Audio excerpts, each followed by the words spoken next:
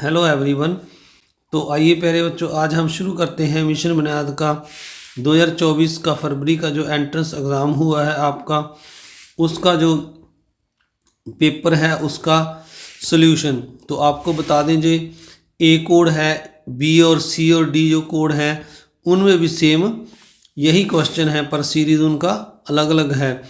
और आपको बता दें जो आपका एग्ज़ाम होने वाला है इस महीने में, उसके लिए ये क्वेश्चन पेपर जो आपके लिए काफ़ी इम्पोर्टेंट है। बुकलेट इस तरह के क्वेश्चन आपके एग्ज़ाम में आएंगे। तो पिछली वीडियो में मैंने 1 से 10 नंबर तक सम कर दिए थे, आज हम 11 नंबर सम से शुरू कर रहे हैं। ये यहाँ पर 11 नंबर सम है। इस सम में लिखा हुआ है, एक स्कूल में लड़के और लड़कियों का अनुपात 8:5 है। यदि लड़कियों की संख्या 160 है तो विद्यार्थियों की कुल कितनी संख्या है। तो यहाँ पर हमने विद्यार्थियों की कुल संख्या ज्ञात करनी है। तो इसके लिए आइए सबसे पहले हम देखते हैं, यहाँ पर जो लड़कों की, हमें लड़कियों की संख्या दी है, हम पहले लड़कों की संख्या निकालते हैं। तो हमें अनुपात दिया हुआ है 8/5, यानी 8:5 दिया है। तो अगर हम देखें तो 8 जो है वो लड़कों की संख्या है और 5 लड़कियों की संख्या है। तो इस साइड पर भी हम इसी तरह लिखते हैं।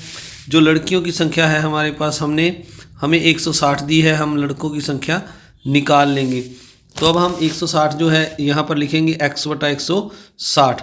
तो अब हम जो लड़कों, ये 160 है, ये दूसरी साइड पे ले जाएंगे नेक्स्ट स्टेप में। तो ये हमारे पास 8/5 गुना में जो है 160 आ जाएगा और बराबर में x आ जाएगा। यानी अब इसको हम काटेंगे, 5 एकम 5, 5 दूनी 10, 5 तिये 15 और 5 दूनी 10। तो अब हम x के साथ 32 की 8 के साथ गुना कर देंगे। तो ये हमारे पास गुना आ जाएगी, 8 दूनी 16 और 8 तिया 24 और 1 25। तो ये 256 जो है हमारे पास लड़कों की संख्या आ गई है। अब हमारे पास जो लड़कियों की संख्या है वो हमें 160 दी हुई है। तो दोनों को जोड़ देंगे हम, तो 416 जो है कुल विद्यार्थियों की संख्या आ जाएगी। आपने डी ऑप्शन पर टिक कर देना है। इसके बाद जो अगला सम है 12 नंबर सम, इसमें भी हमें यहाँ पर लिखा हुआ है, यदि ए और बी की आयु का अनुपात 3:8 है। 6 वर्षों बाद उनकी आयु का अनुपात 4:9 होगा। ए की वर्तमान आयु क्या है।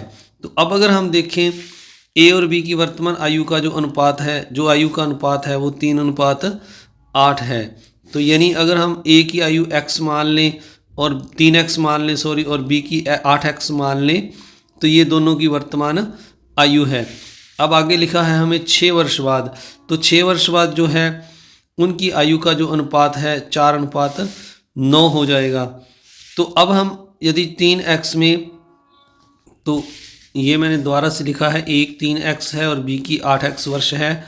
तो अब हमें 6 वर्ष बाद अगर हम देखें, ए की आयु 6 वर्ष बाद 6 वर्ष बढ़ जाएगी और बी की आयु है जो, वह भी जो है 6 वर्ष बढ़ जाएगी, यानी जुड़ जाएगा दोनों। तो दोनों का जो अनुपात आएगा 3x + 6/8x + 6, ये 4:9 हो जाएगा। तो इस तरह आप अगर इस समीकरण को हल करेंगे क्रॉस मल्टीप्लाई करके, तो जो हल करने के बाद आपके पास आएगा, मैं आपको दिखा देता हूँ। यहाँ पर ये देखिए, इनको जब हम क्रॉस मल्टीप्लाई करेंगे तो ये 9 × 27x + 9 × 6 = 54 और इस तरफ 8x जो 4 के साथ गुना करेंगे, 8 चौका 32 और 6 चौका 24, तो 32x + 24 आ जाएगा। तो अब अगर हम इनको माइनस करें, जो 32 है इस तरफ आ जाएगा और 54 जो है दूसरी तरफ जाएगा। तो ये 32 में से अगर 54 माइनस करेंगे हम 27, तो ये इस तरह हम लिखेंगे 27x - 32x और दूसरी ओर लिखेंगे हम 24 - 54। तो इस तरह से अब अगर इनको हम माइनस करेंगे 32 में से इस तरफ ले आकर 27 को, तो ये माइनस के 5x आ जाएगा और दूसरी तरफ माइनस के 30 आ जाएगा। तो अब अगर हम इनको काटेंगे तो जो x की वैल्यू है वो 6 आ जाएगी। तो अब अगर हम देखें तो हमने जो a की आयु है वो 3x मानी है। तो a की आयु जो है 3x हमने मानी है, तो x की जगह पर हम जो है 6 बार देंगे, तो a की आयु जो 18 वर्ष आ जाएगी। और b की आयु हमने जो है 8x मानी है, तो 8x की जगह पर हम 6 बार देंगे, तो 8 × 6 = 48 आ जाएगी। यानी a की आयु जो है हमारे पास यहाँ पर 18 वर्ष आ गई है, तो आपने जो 18 पर टिक लगा देना है। ए ऑप्शन उत्तर सही है। इसके बाद अगला सम है जो 13 नंबर सम है, इसमें हमें यहाँ पर लिखा हुआ है 8 आदमी एक काम को 40 दिन में पूरा कर सकते हैं। यदि 2 आदमी और जुड़ जाएं तो काम कितने दिन में पूरा हो जाएगा। तो पहले हम सबसे 8 आदमियों का जो काम है ये 40 दिन का काम है, तो पहले हम एक दिन का जो एक आदमी का काम निकाल लेते हैं। तो 8 आदमी एक काम को 40 दिन में करते हैं। तो हम आइए सबसे पहले एक आदमी का एक दिन जो है, एक आदमी कितने दिन में काम को करेगा। अब 8 आदमी काम को 40 दिन में करते हैं, तो हम लिखेंगे 8 आदमी हैं जो 40 दिन में करते हैं। तो एक आदमी उस काम को कितने दिन में करेगा, तो दिन ज़्यादा लगेंगे, तो हम 8 के साथ गुना कर देंगे। तो 40 को 8 के साथ गुना कर देंगे, यानी ये गुना करके 320 आ जाएगा, यानी एक आदमी 320 दिन में काम करेगा। अब हमारे पास पहले 8 आदमी थे और 2 बाद में और आ गए, तो अब आदमी हमारे पास 10 हो गए। तो 10 आदमी उस काम को कितने दिन में करेंगे। अब हम इसको 10 आदमियों के लिए निकालेंगे कितने दिन में करेंगे। अब यहाँ पर हमें पता है जब आदमी बढ़ जाएं तो दिन कम हो जाएंगे, ये प्रतिलोम अनुपात का है, तो हम 10 के साथ इसको डिवाइड करेंगे और इसको काटेंगे, तो ये हमारे पास 32 आ जाएगा, यानी 32 डे हमारे पास उत्तर आ जाएगा। तो आपको जो दूसरा तरीका है वो भी जल्दी से बता देते हैं। तो आइए देखते हैं दूसरा तरीका। तो हमारे पास लिखा है 8 आदमी काम को 40 दिन में करते हैं। अब आदमी हमारे पास 2 बढ़ गए तो 10 हो गए, तो 10 कितने दिन में करेंगे। अब हमें पता है जब आदमी बढ़ जाएंगे तो जो दिनों की संख्या है वो कम हो जाएगी। तो हम इसको क्या करेंगे, ये हमारे पास क्या है, प्रतिलोम का अनुपात का सम है। तो प्रतिलोम में हम इन दोनों की गुना करेंगे और इन दोनों की गुना करेंगे। 8 गुना 40 बराबर में हम लिखेंगे 10 गुना x। तो मैंने यहाँ पूरा इस तरह डब्बी आपके जो बॉक्स बना हुआ है किताब में, आप उस तरह से भी कर सकते हैं। यहाँ पर आप लिख देंगे मैन और यहाँ लिख देंगे डेज। तो अब हम 10 जो यहाँ पर ये वाला है दूसरी साइड में आके डिवाइड में आ जाएगा, इसको हम काट देंगे 0 के साथ 0, तो यहाँ से 10 इधर आ गया, तो 8 चौका 32 दिन आ गया। आइए अब अगला सम करते हैं 14 नंबर सम। तो आप देख रहे हैं मेरा YouTube चैनल VMC वैदिक मैथ क्लासेस। तो आप सभी से एक रिक्वेस्ट है कि आप इस चैनल को सब्सक्राइब जरूर करें और वीडियो के लिए अपने दोस्तों मित्रों में शेयर भी ज़रूर किया करें और इस चैनल वीडियो को लाइक भी ज़रूर करें ताकि मुझे मोटिवेशन मिले, मैं आपके लिए और अच्छी वीडियो बना सकूं। तो आइए अब 14 नंबर सम देखते हैं। 45 गायें एक खेत को 12 दिन में चर सकती हैं, उसी खेत को 9 दिन में कितनी गायें चरेंगी। तो मैंने जैसे पहले बताया अब गायें 45 हैं, तो 45 लिखना है यहाँ पर। तो 45 गायें हैं जो 9 दिन में चरती हैं। अब यहाँ पर ये डेज हैं और ये काऊ की संख्या है। अब काऊ हमारे पास 12 दिन में मैंने उल्ट लिख दिया थोड़ा सा, तो एक बार दोबारा से देखते हैं। तो यहाँ पर ये जो है 45 गायें हैं, ये काऊ है हमारे पास। ये एक खेत को जो डेज हैं हमारे पास 12 दिन में चर सकती हैं। अब हमने क्या करना है, उसी खेत को 9 दिन में हमने उस काम को करना है, तो हमने गाय की संख्या निकालनी है। तो अब हमें पता है दिन कम हो गए, तो जो है ये जो खेत को चरना है गायें हैं जो उनकी संख्या हमें यहाँ पर बढ़ानी पड़ेगी। तो ये भी प्रतिलोम का सवाल है। तो इसको हम यहाँ पर 45 को उसी तरह जो है ये जो 45 और 12 की है जो दोनों की गुना करेंगे और दूसरी साइड में हम x और 9 की गुना करके यहाँ लिखेंगे। अब 9 को हम दूसरी साइड में ले आएंगे, यहाँ से इस साइड में ले आएंगे, तो ये डिवाइड में आ जाएगा। अब इसको हम काटेंगे, 9 एकम 9, 9 पाँजा 45 और 5 को 12 के साथ गुना कर देंगे, तो ये 12 5 60, जो ए ऑप्शन है वो उत्तर आ जाएगा। अब आप एक बार फिर से इसको दोबारा से देख लें ताकि आपको और ज़्यादा क्लियर हो जाए।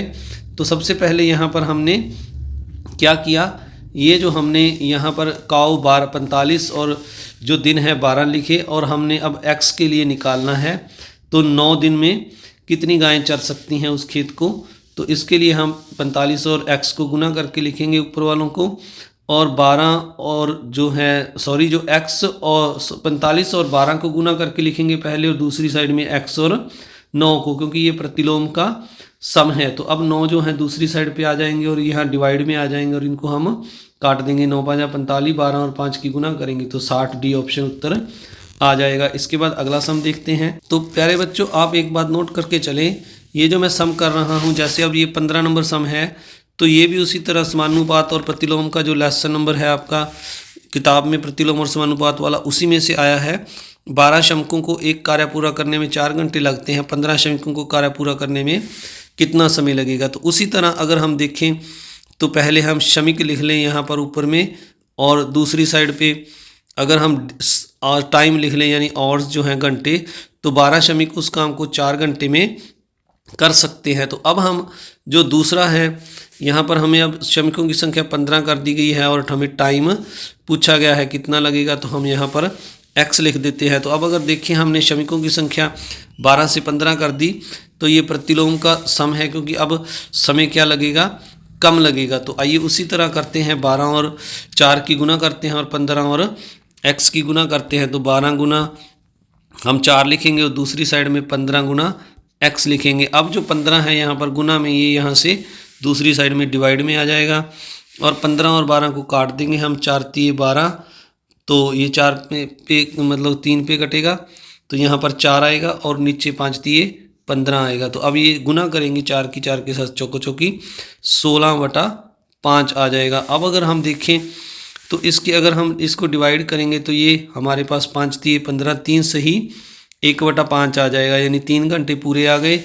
और 1/5 के हम मिनट बना लेंगे, इसको 60 के साथ गुना कर देंगे, तो ये 5 एकम 5, 12 5 60, तो ये 3 घंटे 12 मिनट आ गए, यानी बी ऑप्शन उत्तर आ गया। 3 घंटे और 12 मिनट इसका उत्तर आएगा। तो आइए अब अगला सम देखते हैं।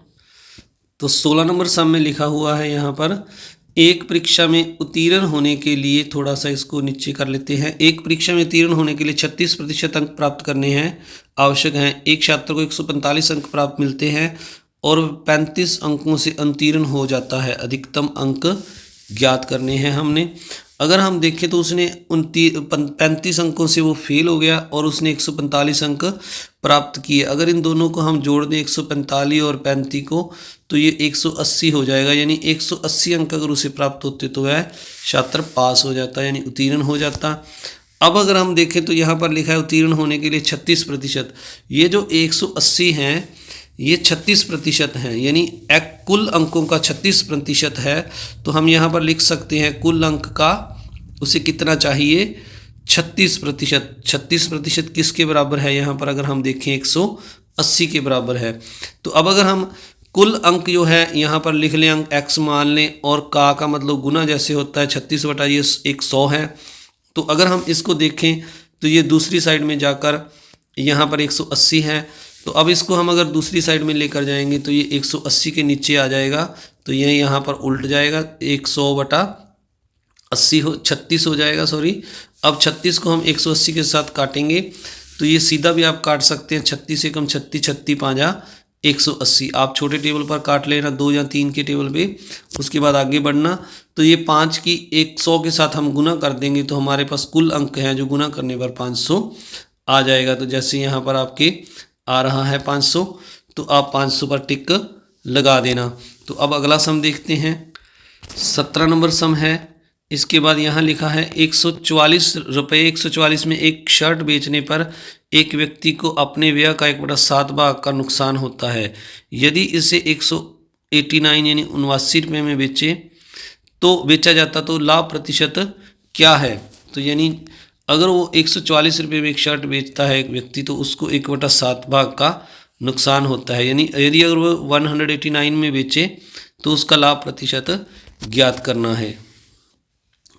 तो आइए इस सवाल को समझते हैं। हम अगर मान लें हमारे पास जो क्रय मूल्य है, यहाँ पर बेच मूल्य जैसे दिया है, अगर हम क्रय मूल्य मान लें, सीपी कॉस्ट प्राइस x मान लें, तो यहाँ पर लिखा है अपने व्यय का 1/7, यानी जो x उसने रुपये खर्चे इसका 1/7 है, जो वो उसका जो क्या आ जाएगा, शर्ट बेचने पर जो है उसको जितना नुकसान होता है वो आ जाएगा।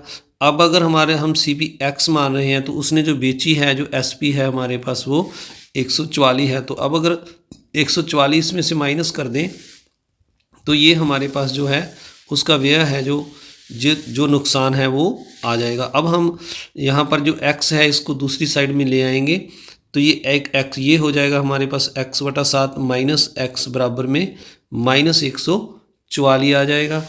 अब यहाँ से अगर हम एलसीएम लेकर ये हल करेंगे तो ये 7x यहाँ पर ये हो जाएगा, 7x में से 1x माइनस हो जाएगा तो ये हमारे पास -6x बटा में 7 आ जाएगा। यहाँ पर बराबर में 144 है हमारे पास।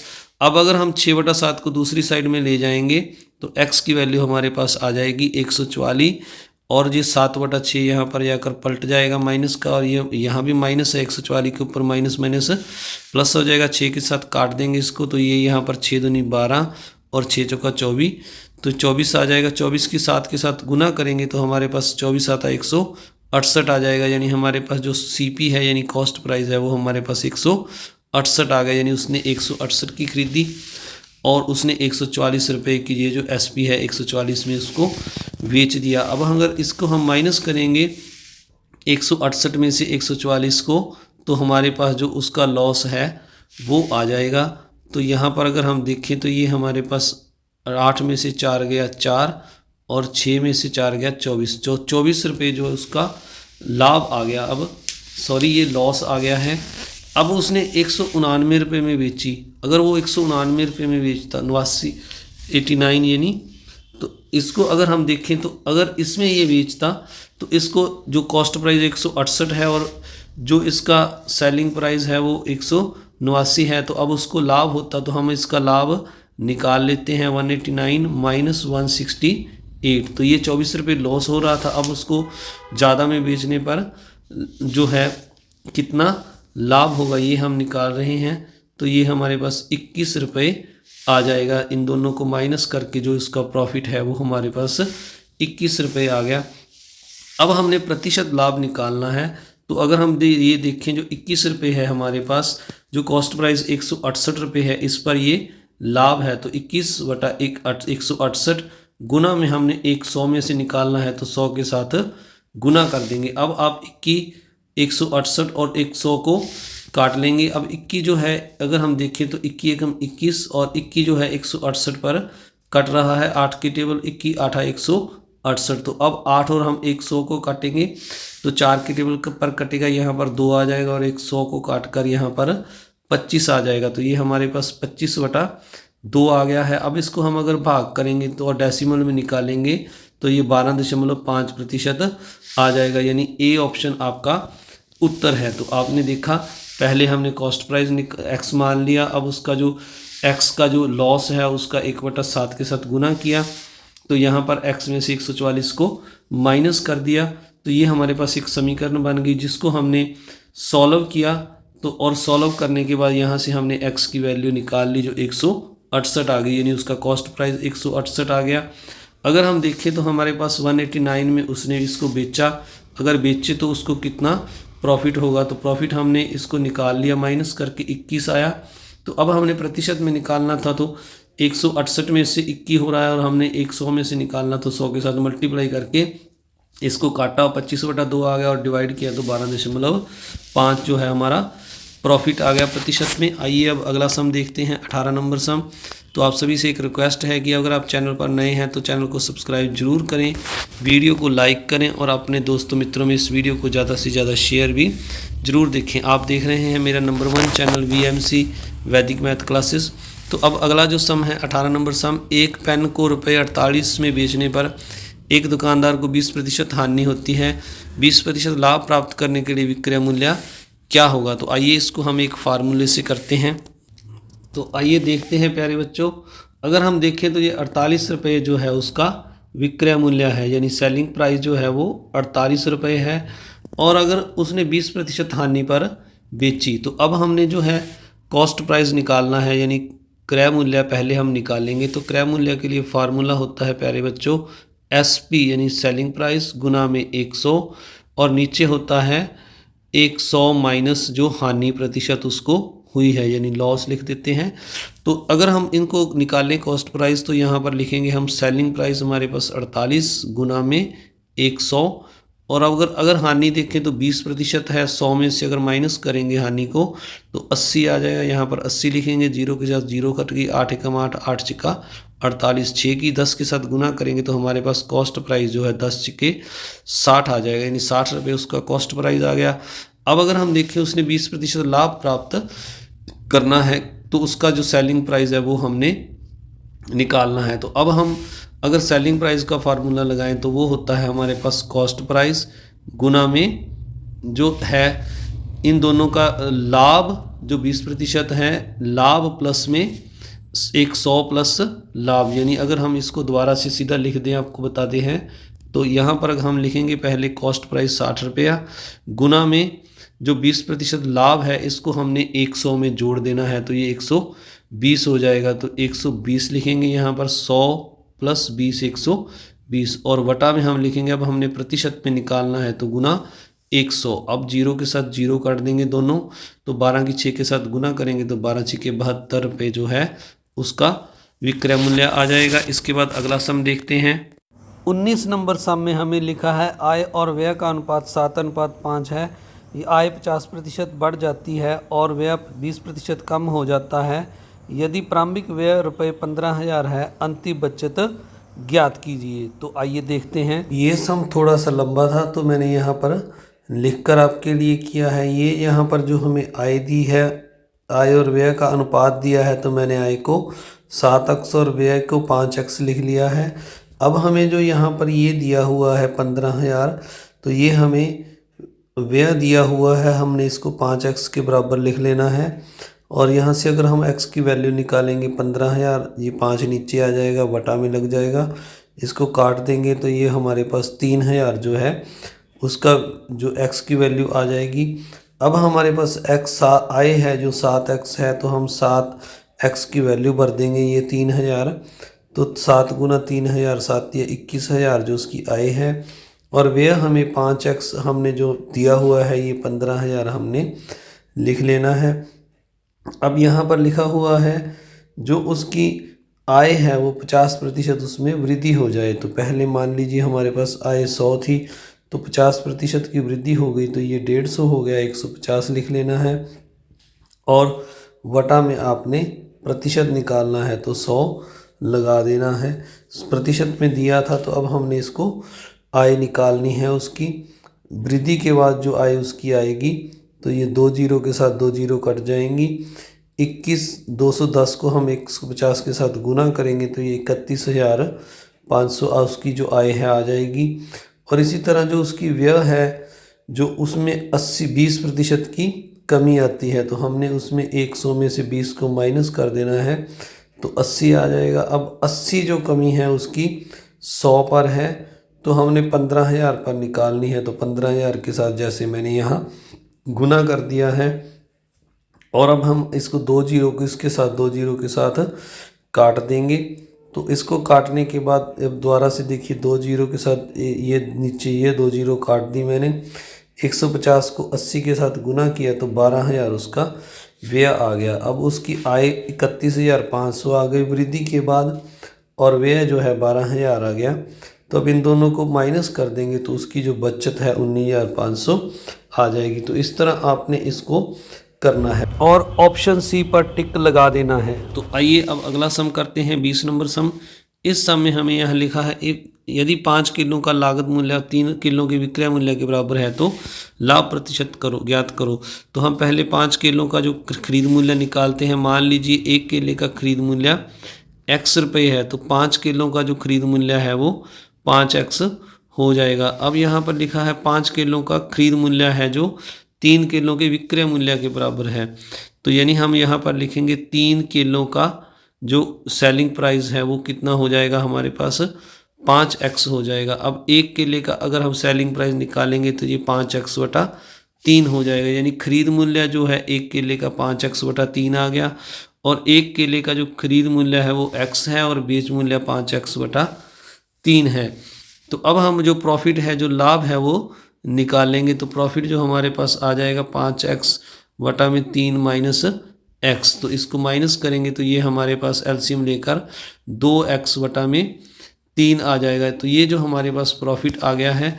अब हमने जो लाभ है वो प्रतिशत निकालना है, तो 2x बटा 3 जो लाभ है वो कॉस्ट प्राइस होता है जो x उस पर है, हमने इसे 100 में से निकालना है। तो अब अगर हम देखें तो x ऊपर जाएगा, यहाँ पर आ जाएगा x 2x बटा में 3 गुना x, तो ऊपर एक 100 है उसको भी लिख लेते हैं, तो x के साथ x कट जाएगा। अब 2 की 100 के साथ गुना होगी तो ये 200 आ जाएगा, 200 बटा में 3 आ जाएगा। 200 बटा में 3 को जब आप प्यारे बच्चों डिवाइड करके लिखोगे तो ये 66 से ही 2 बटा 3 आ जाएगा, यानी सी ऑप्शन इसका उत्तर आ जाएगा। तो मैं आपको ये डिवाइड करके दिखा देता हूँ जल्दी से। 200 को हमने जो है 3 पर डिवाइड करना है, 6 तिये 18, अब माइनस करेंगे तो 2 बच जाएगा, 20 आ जाएगा, 6 तिये 18 और यहाँ पर 18 लगाएंगे और 2 शेष आ जाएगा, यानी ये 66 सही 2/3% जो सी ऑप्शन इसका उत्तर आ जाएगा। आप सभी का इस वीडियो को देखने के लिए बहुत बहुत धन्यवाद। इस वीडियो का जो थर्ड पार्ट यानी जो 20 नंबर 21 नंबर सम से हम अगली वीडियो में करेंगे। चैनल को सब्सक्राइब करना, वीडियो को लाइक करना और शेयर करना ना भूलें। Thank you very much.